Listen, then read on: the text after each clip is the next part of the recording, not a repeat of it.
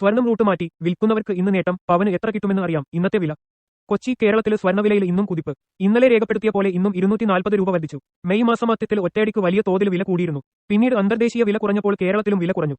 എന്നാൽ ഓരോ ദിവസം പതിയെ വില കൂടി റെക്കോർഡിലേക്ക് അടുക്കുകയാണ് സ്വർണം. റൂട്ട് മാറ്റി വൻ വിലയിലെത്തുകയാണെന്ന് ചുരുക്കം. കേരളത്തിൽ ഇന്ന് ഒരു പവന് സ്വർണ്ണത്തിന് 72,360 രൂപയാണ് വില. 240 രൂപയാണ് പവന് വർദ്ധിച്ചത്. ഗ്രാമിന് 30 രൂപ വർദ്ധിച്ച് 9,045 രൂപയിലെത്തി. അന്തർദേശീയ വിപണിയിൽ കാര്യമായ വിലമാറ്റമില്ല. $3,328 വില.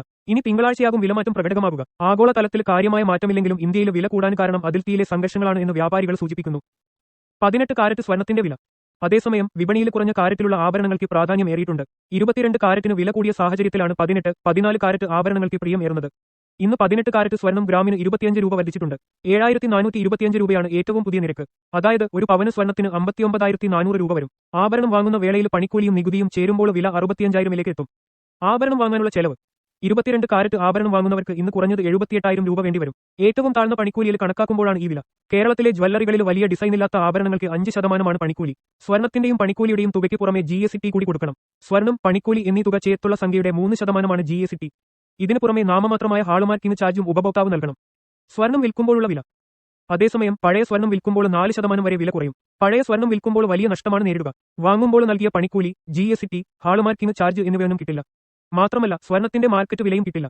2 മുതൽ 4% വരെ മാർക്കറ്റ് വില കുറച്ചുള്ള സഖ്യയാകും ജ്വല്ലറികൾ തരിക.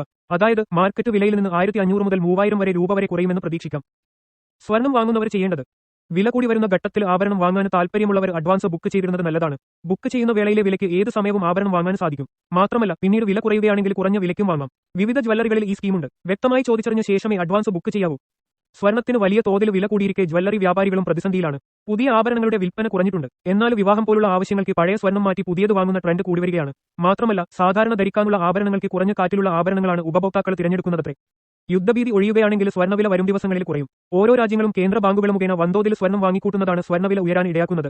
ഡോളറിന് പകരം സ്വർണം വാങ്ങി സൂക്ഷിക്കുകയാണ് ഓരോ രാജ്യങ്ങളും. ഇന്ന് ഡോളർ സൂചിക 100.42 രൂപയുടെ വിനിമയ നിരക്ക് 85.42 ആയി ഇടിഞ്ഞു. ഇത് പ്രവാസികൾക്ക് നേട്ടമാകും. ക്രൂഡ് ഓയിൽ വില അല്പം കയറി. ബ്രന്റ് ക്രൂഡിന് $64 അടുക്കുകയാണ്.